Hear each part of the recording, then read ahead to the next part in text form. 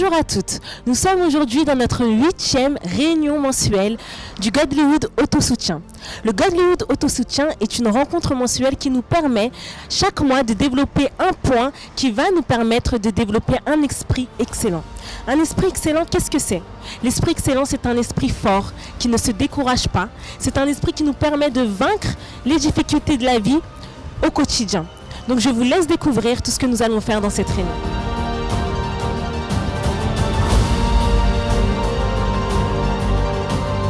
Ça fait combien de temps que vous participez aux réunions à Godlywood Autosoutien?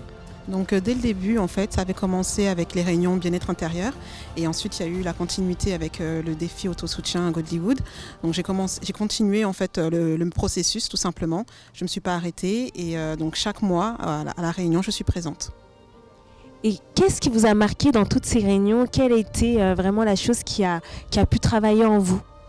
En fait, c'est de voir réellement qui je suis. Ça me permet de découvrir mes failles, mes faiblesses, parce que parfois on pense que tout va bien ou on sait qu'il y a des choses qui ne vont pas, mais on ne va pas au fond en fait. On ne cherche pas la racine, on ne regarde pas la profondeur du problème. Et j'ai pu en fait découvrir au fur et à mesure à quel point je pouvais être très, désolée pour le terme, mais très moche en fait devant Dieu, très désagréable dans ma façon d'être, dans ma façon de réagir, dans ma façon de parler.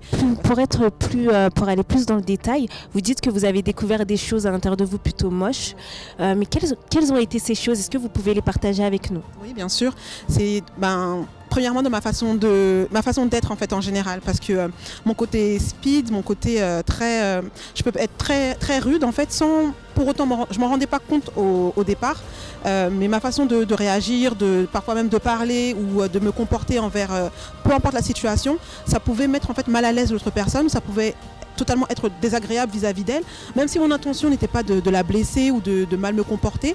Et dans ma façon d'agir, dans ma façon de parler, je pouvais blesser une autre personne. Et c'est arrivé plusieurs fois. Et parfois, je me dis, mais mon Dieu, qu'est-ce qui s'est passé pour que la situation puisse en arriver là?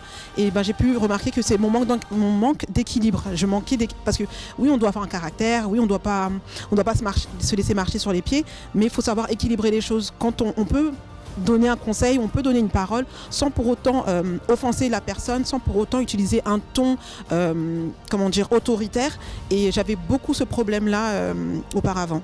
Et aujourd'hui, qu'est-ce que vous attendez de cette réunion?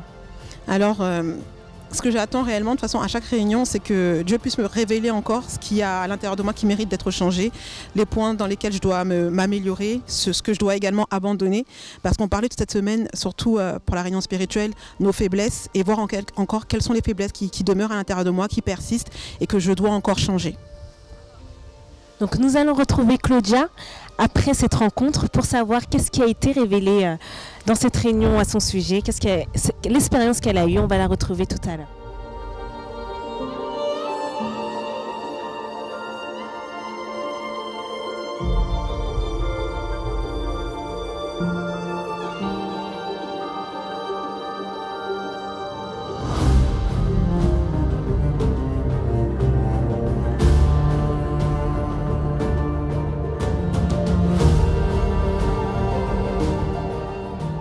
Je suis à nouveau avec Claudia de Saint-Denis. Donc après cette réunion très enrichissante, quelle a été votre expérience? Alors c'est vraiment très fort comment Dieu nous parle, parce que juste avant la réunion, j'avais exactement la même conversation avec une amie, et tous les exemples que l'épouse elle nous a donnés concernant notre vie sentimentale, concernant les études, nous-mêmes également, ce qu'on pouvait laisser paraître aux gens, c'est vraiment ce que je me disais que c'est vraiment les points dans lesquels j'avais vraiment péché, où j'avais pris de mauvaises décisions en fait, parce que j'avais manqué de discernement. Parce que le thème abordé aujourd'hui, c'était le discernement, les décisions qu'on prend, comment ça se reflète dans notre vie de chaque jour.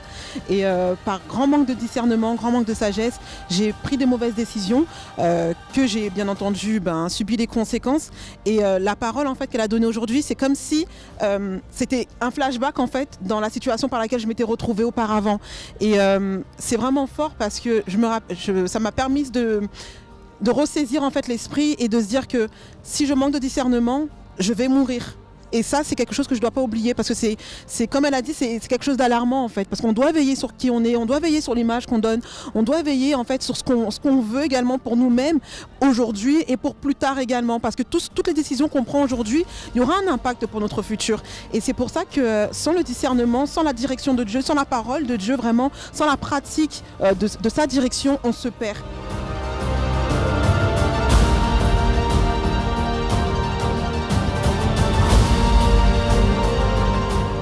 Nous retrouvons maintenant à la fin de notre rencontre mensuelle Godlywood Autosoutien. Donc aujourd'hui, nous avons eu pour thème le thème du discernement. Nous avons vu que le discernement est essentiel dans chaque domaine de notre vie, dans chaque sphère de notre vie. Et sincèrement, Madame Elisabeth nous a donné plein d'exemples qui ont pu véritablement nous montrer que le discernement est essentiel. Elle nous a parlé d'exemples quotidiens, dans la vie quotidienne, pour notre santé. Elle nous a parlé aussi en ce qui concerne la vie sentimentale, enfin, notre manière de nous voir aussi. Et le discernement est vraiment un point clé pour avoir cet esprit d'excellence. C'est pour ça que nous vous invitons à participer à la réunion qui sera le mois prochain avec un autre thème, un autre sujet. Je vous invite vraiment à venir nous rejoindre dans cette rencontre mensuelle.